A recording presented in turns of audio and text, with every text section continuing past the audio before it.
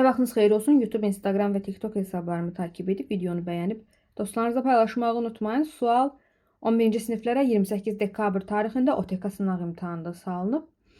Sual belədir. Bax, belə bir şəkil verilib bizə. Bu bucaq alfadırsa, bu da alfa deyəsik. Yəni, şərtdə bu verilib. Bu bettadırsa, bu da bettadır. Və bu bucaq 80 dərəcədir verilib. B bucağı. Bax, bu 80 dərəcədir. Bizdən ADC bucağını istəyirlər. ADC bucağını tapsaq, biz alfa ilə bettanı toplamalıyıq. Yəni, ADC-nin yerinə alfa plus betta yazıram. Və ardınca biz baxsaq, bax, bu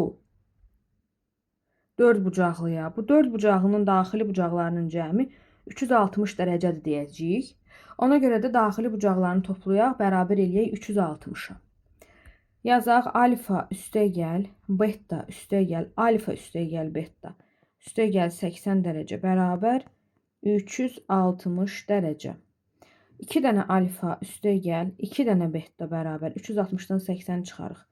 280. Hər tərəfi də 2-yə bölərik. Alfa plus betta olar 140 dərəcə. Elə bizdən də bunu soruşurdular. ADC bucağı olur 140 dərəcə.